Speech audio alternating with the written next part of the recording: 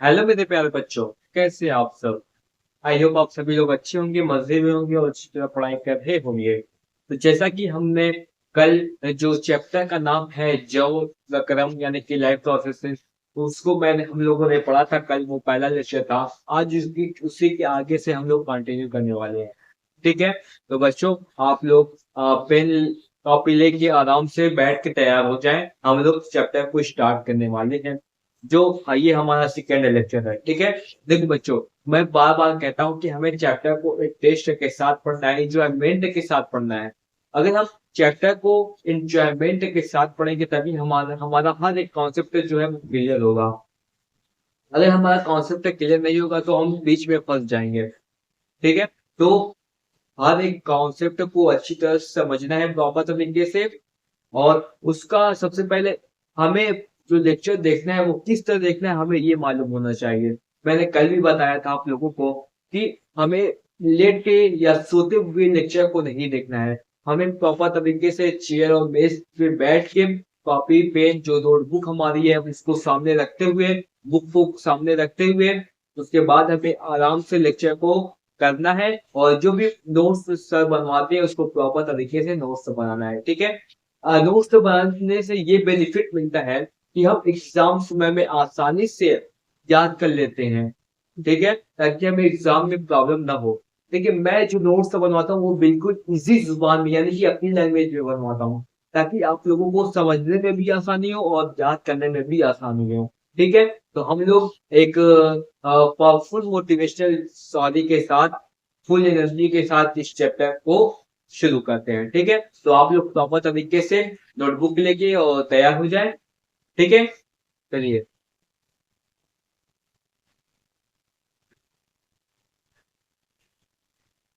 एक शायरी इसमें दी हुई है। वक्त से लड़कर जो नसीब बदल दे, वक्त से लड़कर जो नसीब बदल दे, इंसान वही जो तकदीर बदल दे। कल क्या होगा कभी मत सोचो, कल क्या होगा कभी मत सोचो, क्या पता कल वक्त खुद अपनी तस्वीर बदल दे। क्या पता कल वक्त खुद अपनी तस्वीर बदल दे। ठीक है। तो इसी शादी के साथ हम लोग लेक्चर नंबर 2 की शुरुआत करते हैं। ठीक है। तो हम लोगों ने कल क्या क्या पढ़ा था वो जान लेते हैं। सबसे पहले हम लोगों ने जैव क्रम क्या होता है उसके बारे में पढ़ा था। और दूसरा हम लोगों ने पढ़ा था सजीव क्या होता है, जैव क्या है यानी कि लिविंग क्या है। दूसरा जो है वो है निर्जीव के बारे में, नॉन लिविंग अजैव। ठीक है। उसके बाद हम लोगों ने क्या पढ़ा था, पोषण के बारे में पढ़ा था। फिर उसके बाद हम लोगों ने पढ़ा था पोषण क्या कितने प्रकार के होते हैं। पोषण 2 प्रकार के होते हैं। एक होता है स्व पोषण, एक होता है विषम पोषण। फिर विषम पोषण हम लोगों ने 3 प्रकार के बारे में पढ़ा था। एक होता है परजीवी, एक होता है मृतजीवी, एक होता है प्राणी पोषण। ठीक है। हम लोगों ने इतना पढ़ा था। अब उसके आगे से आज कंटिन्यू करते हैं। ठीक है। तो उसके बाद मैंने बताया था कि अगले लेक्चर में हम लोग वाष्पोत्सर्जन से शुरुआत करेंगे। तो आज हम लोग वहीं से स्टार्ट करने वाले हैं। हमारा जो टॉपिक है वो है वाष्पोत्सर्जन। उत्सर्जन, इसको दो दो नामों से, ये दो नामों को मिला के बना हुआ एक है वाष्प और दूसरा है उत्सर्जन। वाष्प जानते हैं, भाप, गैस। और दूसरा जो है वो है उत्सर्जन। उत्सर्जन आप सभी लोग जानते हैं कि उत्सर्जन किसे कहते हैं। कल कल नहीं, इसके पहले हम लोगों ने पढ़ा था। तो उत्सर्जन क्या होता है, अपने बॉडी के जितने भी हमारे घातक जो भी पदार्थ होते हैं, विशिष्ट अपशिष्ट पदार्थ, उसको बाहर निकालते हैं, उसे हम लोग उत्सर्जन बोलते हैं। जैसे कि हमारे स्किन से पसीना निकलता है ऐसे, ये भी उत्सर्जित अंग है। ठीक है। जो हमारी स्किन है ये उत्सर्जी अंग है, इससे हम उत्सर्जन करते हैं। हमारा जो है हम पेशाब करते हैं वो भी उत्सर्जी अंग है। लैट्रिन करते हैं, हम उल्टी करते हैं। ठीक है। ये सब जो है उत्सर्जन होता है। हमारे जो भी हमारे बॉडी को इसकी जरूरत नहीं होती है वो बाहर निकाल देता है, वही उत्सर्जन हो जाता है। ठीक है। तो नाम से ही आप लोगों को लग रहा है वाष्पोत्सर्जन नहीं, वाष्प का उत्सर्जन। तो वाष्प का उत्सर्जन कैसे होता है चलिए देखते हैं। वाष्प को लिखा हुआ है, वाष्प को बाहर निकलने की क्रिया को वाष्पोत्सर्जन कहते हैं।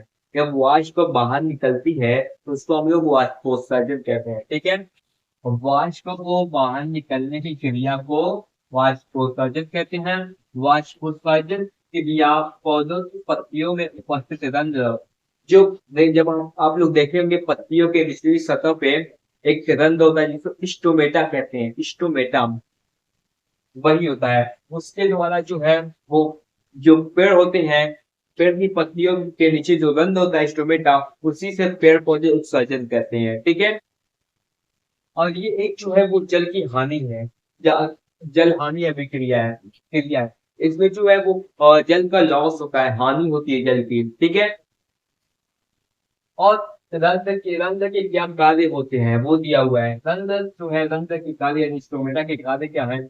पहला जो कार्य है वो है वाष्पोत्सर्जन यानी कि वाष्प का उत्सर्जन करना। दूसरा है गैसों का विनिमय, गैसों का विनिमय जैसे कि हम रेस्पिरेशन करते हैं, सांस लेते हैं, हम ऑक्सीजन को अंदर ग्रहण करते हैं। ठीक है ना, और जो हमारी बॉडी की कार्बन डाइऑक्साइड है CO2, उसको हम लोग बाहर निकालते हैं। लेकिन इसी के विपरीत, इसी का अपोजिट जो है वो पौधे करते हैं। पौधे जो है वो कार्बन डाइऑक्साइड को ग्रहण करते हैं और ऑक्सीजन यानी O2 को बाहर छोड़ते हैं। तो वही लिया हुआ है गैसों का विनिमय यानी कि CO2 को अंदर लेते हैं और ऑक्सीजन को बाहर छोड़ते हैं। ठीक है, अब इसमें दिया हुआ एक टॉपिक है, वर्षा होने का मुख्य कारण वाष्पोत्सर्जन है। ठीक है, तो जब देखिए जहाँ पे ज्यादा पेड़ पौधे होते हैं, जिस इलाके में ज्यादा पेड़ पौधे होते हैं, वहां पर वर्षा होने की मात्रा अधिक होती है, वहां पर ज्यादा बारिश होती है, वर्षा होती है। क्यों? क्योंकि जब ज्यादा पेड़ पौधे रहेंगे तो वहां पे वाष्पोत्सर्जन ज्यादा होगा, यानी कि जो पौधे हैं वो उत्सर्जन पानी का उत्सर्जन ज्यादा करेंगे, भाप का वाष्प का उत्सर्जन ज्यादा करेंगे। जब ज्यादा उत्सर्जन करेंगे तो वो जो उत्सर्जन होता है वाष्प का, वो जाके बादल का रूप ले लेता है। जब जहाँ ज्यादा बादल बनेंगे वही तो वर्षा होगी। तो वर्षा होने का मुख्य कारण जो है वो उत्सर्जन है।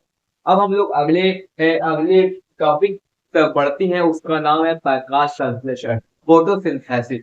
आप जल्दी से आप लोग इसे फटाफट नोट कर लीजिए और हम लोग आगे चलते हैं सॉरी प्रकाश संश्लेषण यानी फोटोसिंथेसिस की तरफ। ठीक है, आप लोग फटाफट इसको नोट कर रहे हैं मेरे प्यारे बच्चों। मेरे प्यारे बच्चों, आप सभी ने नोट कर लिया होगा। अब हम लोग आगे चलते हैं प्रकाश संश्लेषण की तरफ, फोटोसिंथेसिस की। पेड़ पौधे में प्रकाश संश्लेषण की क्रिया कैसे होती है और उसके लिए पेड़ पौधों को किस किस चीज की रिक्वायरमेंट होती है, जरूरत होती है। ठीक है, चलिए हम लोग उसके बारे में समझते हैं। देखिए, टॉपिक का नाम है प्रकाश संश्लेषण, जिसे इंग्लिश में फोटोसिंथेसिस कहते हैं। क्या कहते हैं? फोटोसिंथेसिस। इसमें दिया हुआ है कि प्रकाश की उपस्थिति में ग्लूकोज ग्लूकोज ग्लूकोज का फार्मूला होता है C6H12O6। यहाँ पे लिखा हुआ है C6H12O6 का बनना प्रकाश संश्लेषण कहलाता है। यानी कि प्रकाश की उपस्थिति में जब पेड़ पौधे ग्लूकोज का फॉर्मेशन करते हैं, ग्लूकोज बनाते हैं, उसे ही हम प्रकाश संश्लेषण कहते हैं। ठीक है, प्रकाश संश्लेषण की क्रिया के लिए पेड़ पौधों को किस किस चीजों की रिक्वायरमेंट होती है। सबसे पहला जो चीज है वो है प्रकाश, सूर्य का प्रकाश। सबसे पहली जो चीज होती है जिसकी रिक्वायरमेंट होती है वो है सूर्य का प्रकाश। दूसरा है क्लोरोफिल, जिसे हम लोग हिंदी में पर्ण हरित कहते हैं, क्लोरोफिल, जिसके कारण जो पत्तियां हैं वो हरी होती हैं। और तीसरा क्या है? वो है पानी, जल, H2O। H2O जो है वो जड़ से, जमीन से जड़ एब्जॉर्ब करती है। और चौथा जो है वो है CO2, CO2 कार्बन डाइऑक्साइड। वही चीज दिया हुआ है, वही चीज प्रकाश संश्लेषण की क्रिया कैसे होती है, तो उसके लिए रिक्वायरमेंट है क्या होती है? सबसे पहले सूर्य का प्रकाश, फिर उसके बाद CO2 यानी कि कार्बन डाइऑक्साइड, उसके बाद H2O यानी कि जल, वाटर, उसके बाद जो है वो है क्लोरोफिल, पर्णहरित से हिंदी में कहते हैं। क्या कहते हैं? पर्णहरित। अब वो जो प्रकाश संश्लेषण की क्रिया होती है वो कैसे होती है उसके बारे में जानते हैं। उसका प्रोसेस क्या है, उसकी जो रिएक्शन है वो कैसे होती है। सबसे पहले कार्बन डाइऑक्साइड है, ये है जल है, H2O। जब 6CO2 प्लस 12H2O आपस में रिएक्ट करते हैं और उसमें क्लोरोफिल भी सपोर्ट करता है और सूर्य का प्रकाश सपोर्ट करता है। उसके बाद बनता है ये ग्लूकोज का फॉर्मेशन हुआ, ग्लूकोज बना। इसके बाद O2 ऑक्सीजन, जो ऑक्सीजन जो पेड़ पौधे हैं वो बाहर छोड़ते हैं ऑक्सीजन, ऑक्सीजन बना। उसके बाद H2O, जो बाद में यहाँ पे हम लोगों ने पहले पढ़ा था वाष्पोत्सर्जन, एक जो जल बनता है उसी का उत्सर्जन हो जाता है। ठीक है, तो जब CO2 और H2O और फिर क्लोरोफिल और सूर्य का प्रकाश मिलकर रिएक्शन किए तो हमारे पास तीन प्रोडक्ट बने। पहला ग्लूकोज जिसका सूत्र है C6H12O6। उसके बाद हमारे पास बना O2 6O2 यानी कि ऑक्सीजन, और फिर और क्या बना H2O यानी कि जल बना। ठीक है, इतनी बातें समझ आई। अब हम लोग बात करते हैं हरित लवण की। हरित लवण जिसे हम लोग क्लोरोप्लास्ट कहते हैं। क्लोरोप्लास्ट क्या बोलते हैं? क्लोरोप्लास्ट इंग्लिश में, क्योंकि ये छोटे छोटे विषय आप लोगों को काम देगी, इसीलिए साथ साथ इंग्लिश में भी लिखे। जब जो मैं चीज इंग्लिश में बताता हूँ उसे इंग्लिश में नोट करें। ठीक है, तो हरित लवक क्या होता है? हरित लवक में ही हरे रंग का पर्ण हरिम यानी कि क्लोरोफिल होता है। जो पर्ण हरिम होता है जिसे हम लोग सॉरी जो हरित लवक है जिसे हम लोग क्लोरोप्लास्ट कहते हैं, उस क्लोरोप्लास्ट में यानी कि हरित लवक में ही जो क्लोरोफिल है, जो पर्ण हरिम है, वो होता है। और इसके कारण जो पेड़ पौधे हैं, पेड़ पौधे की जो पत्तियां हैं वो हरी होती हैं। ठीक है, इतनी बातें समझ आई। प्रकाश संश्लेषण किसे कहते हैं? प्रकाश की उपस्थिति में पेड़ पौधों का ग्लूकोज को बनाने की क्रिया को प्रकाश संश्लेषण कहते हैं। प्रकाश संश्लेषण में चार चीजों की रिक्वायरमेंट होती है। पहला है प्रकाश, सूर्य का प्रकाश। दूसरा है क्लोरोफिल पर्णहरित। तीसरा है और जल H2O। चौथा है CO2 कार्बन डाइऑक्साइड। ठीक है, और ये आप लोगों का रिएक्शन है, ये रिएक्शन जरूर लिखिएगा, ये अक्सर एग्जाम पूछा जाता है, बहुत ही इंपॉर्टेंट रिएक्शन है। ठीक है, और फिर बाद हम लोगों ने हरित लव के बारे में पढ़ा, क्लोरोप्लास्ट। ठीक है, इसको भी जल्दी जल्दी फटाफट नोट कीजिए। अब हम लोग चलते हैं अगले टॉपिक की तरफ, जिसे हम लोग पाचन तंत्र कहते हैं, डाइजेस्टिव सिस्टम कहते हैं। ठीक है, आप लोग फटाफट इसे नोट करें, हम लोग आगे चलते हैं। तो आई होप मेरे प्यारे बच्चों आप सभी लोगों ने नोट कर लिया होगा। अब हम लोग चलते हैं पाचन तंत्र की तरफ, डाइजेस्टिव सिस्टम की तरफ। पाचन तंत्र नाम सही लग रहा है, पाचन यानी कि हमारे बॉडी में हम जो भी खाते पीते हैं उसका पाचन होना ही पाचन तंत्र कहलाता है। ठीक है, जो हम भोजन को करते हैं, भोजन करने के बाद कई अंगों द्वारा उसको छोटे छोटे पदार्थों में तोड़ना, पचाना ही पाचन कहलाता है। वही चीज यहाँ पे लिखा हुआ है, पाचन तंत्र में डाइजेस्टिव सिस्टम, जिसे पाचन तंत्र जिसे इंग्लिश में डाइजेस्टिव सिस्टम कहते हैं। इसमें डिफिनेशन में जो लिखा है, भोजन को ग्रहण करने के बाद कई तंत्रों द्वारा भोजन का पाचन पचाना पाचन कहलाता है। भोजन ग्रहण करने के बाद कई तंत्रों द्वारा भोजन का पाचन ही भोजन को पचाना ही पाचन है। ठीक है, अब इसकी दूसरी डेफिनेशन ये है, दूसरी डेफिनेशन पाचन की, जटिल पदार्थ को सरल पदार्थ में छोड़ना पाचन कहलाता है। लेकिन जटिल पदार्थ का मतलब ये है कि हम कोई चीज खाते हैं, मिसाल के तौर पे हमने रोटी खाया, रोटी एक टुकड़ा है, वो जटिल है, उसको हम दांत से चबाते हैं, वो और छोटे छोटे टुकड़ों में टूट जाता है। उसके बाद जब वो हमारे स्टमक में जाता है, पेट में जाता है, तो कई केमिकल द्वारा उसका और ज्यादा छोटे छोटे टुकड़ों में विभाजन होता है। उसके बाद उसका जो उसमें से जो एनर्जी होती है, जो उसका पोषक तत्व होता है, वो हमारे बॉडी के हर एक अंग तक पहुंच जाता है। उसके बाद जो विष्ट मटेरियल होता है, जो अपशिष्ट पदार्थ होता है, वो हमारे मल के जरिए, मूत्र के जरिए बाहर निकल जाता है, उत्सर्जन के जरिए, उत्सर्जी अंग के जरिए। ठीक है, तो वही इसमें दिया हुआ है, जटिल पदार्थों को सरल पदार्थ में तोड़ना पाचन कहलाता है। यह क्रिया फिजिकल और केमिकल दोनों द्वारा होती है। बहुत से लोग कहेंगे फिजिकल कैसे, केमिकल कैसे? देखिए, जब हम किसी चीज को खाते हैं तो दांत से उसको चबाते हैं, उसको तोड़ते हैं, तो ये फिजिकल है कि नहीं है? वो हमारे बॉडी से होता है कि नहीं? दांत बॉडी के अंदर है, तो ये फिजिकल है। अब बात आती है केमिकल के पे। जब हम फिजिकल करने के बाद यानी कि दांत से चबाने के बाद जब वो हमारे स्टमक में जाता है, पेट में जाता है, तो HCl यानी हाइड्रोक्लोरिक एसिड द्वारा उसको और छोटे छोटे भागों में तोड़ा जाता है। उसको क्या बोलते हैं, फिर गलाया जाता है, ये कहते हैं। ठीक है। उसके बाद इससे जो भी पोषक तत्व है वो एब्जॉर्ब करके बॉडी के सभी अंगों तक पहुंचा दिया जाता है, ठीक है। पाचन का मुख्य कारण भोजन से ऊर्जा प्राप्त करना है। मैंने बताया कि जो भी उसका पोषक तत्व है वो सारे अंगों तक पहुंचा दिया जाता है, फिर उससे वो हमें एनर्जी देता है, ऊर्जा देता है, ताकि हम आसानी से कोई भी काम कर सके, ठीक है। अब अगला है, आहार नाल की लंबाई 32 फीट या 9 से 10 मीटर होती है। जो हमारी आहार नाल है, ये यहाँ से जो है ये हमारी आहार नाल होती है। इसकी लंबाई जो है वो 32 फीट होती है, या फिर अगर हम उसको मीटर में कन्वर्ट करें वो 9 से 10 मीटर आती है, ठीक है। अब उसमें दूसरा आहार नाल का पहला भाग जो है वो मुख गुहा है। मुख गुहा यानी कि बकल कैविटी, ये जो हमारा मुख है उसको ही मुख गुहा कहते हैं, ठीक है। जो हमारा आहार नाल का जो पहला जो भाग होता है ये मुख गुहा होता है, बकल कैविटी होती है, ठीक है। जिसमें दांत, जीवा यानी कि जुबान, जीभ इसको बोलते हैं, दांत से जानते हैं जीवा, और 3 जोड़ी सलाइवरी ग्लैंड यानी कि जिसको हम लोग लाल ग्रंथि कहते हैं। 3 जोड़ी लाल ग्रंथि आती है इसके अंतर्गत, यहाँ पे लिखा हुआ है जिसमें दांत, जीवा, 3 जोड़ी लाल ग्रंथियां होती हैं। 3 जोड़ी लाल ग्रंथियां। अब 3 जोड़ी लाल ग्रंथियां कौन कौन सी होती हैं? सबसे पहला है पैरोटिड। पैरोटिड, देखो ये जो पैरोटिड है ये सांप में ये जहर, इसमें जो है ये जो पैरोटिड जो ग्रंथि है सांप में, इसी में जहर पाया जाता है, इसी में जहर होता है। तो 3 जोड़ी जो ग्रंथियां हैं, पहला जो है वो पैरोटिड है, दूसरा है सबलिंगुअल है जिसका नाम सबलिंगुअल है, और तीसरा जो है सबमेंडिबुलर। Submandibular, submandibular.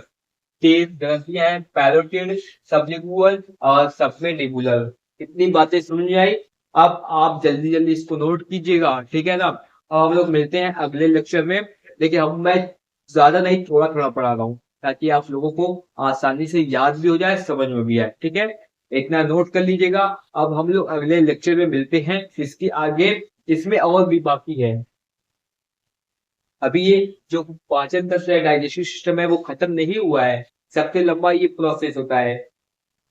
अगर आप लोग इसको याद करना अपने से भी लिख सकते हैं, बहुत इजी है। देखो पाचन तंत्र, डाइजेस्टिव सिस्टम, पाचन कैसे होता है? सबसे पहले हमने कोई खाना खाया, मुंह में गया, मुंह द्वारा उसको चबाते हैं, उसमें लार मिल जाता है। उसके बाद हमारे आहार नाल द्वारा स्टमक में चला जाता है। स्टमक में HCl द्वारा उसको और छोटे छोटे टुकड़ों में तोड़ा जाता है। उसके बाद वो हमारे जो उसको बोलते हैं छोटी आंत, बड़ी आंत, उसमें जाता है। उससे मतलब कि जो भी एनर्जी, जो भी उसमें पोषक तत्व होता है वो उसको एब्जॉर्ब करता है। फिर इसके बाद जो है वो गुदा द्वारा वेस्ट मटेरियल, अपशिष्ट पदार्थ के रूप में बाहर निकल जाता है। यही बहुत लंबा प्रोसेस नहीं है, बस आप लोग जैसे जैसे खाना खाते हैं, जिसे डाइजेस्ट होता है, वैसे वैसे आप लोग लिख लेंगे तो आराम से आप लोग नंबर मिल जाएगा। इसका जो है आप लोग मेरे इंस्टाग्राम आईडी पे, मेरी इंस्टाग्राम आईडी मैं बता दूं, अदर स्पेस चार्ज पेज 2.0, 0.2, यही मेरी इंस्टाग्राम आईडी, ठीक है ना। आप सभी लोग इस इंस्टाग्राम आईडी पे मुझे मैसेज कीजिएगा। पाचन तंत्र के बारे में आप खुद अपने से लिखिएगा, कैसे हम लोग खाना खाते हैं, कैसे उसका पाचन होता है, और कैसे विश्व में कैसे उसका जो क्या बोलते हैं एनर्जी हमको मिलती है, और कैसे उसका विश्व मटेरियल, विशिष्ट पदार्थ हमारे बॉडी से बाहर निकलता है, उत्सर्जन होता है। इतना हमारे इंस्टाग्राम आईडी पे आप लोग जरूर लिख के भेजिएगा। देखते हैं आप लोग कितना लिख पाते हैं, कितनी अच्छी तरह एक्सप्लेनेशन दे पाते हैं, ठीक है। तो मिलते हैं अगले लेक्चर में। Thank you so much. जल्दी जल्दी आप लोग इसे फटाफट से नोट कर लीजिए।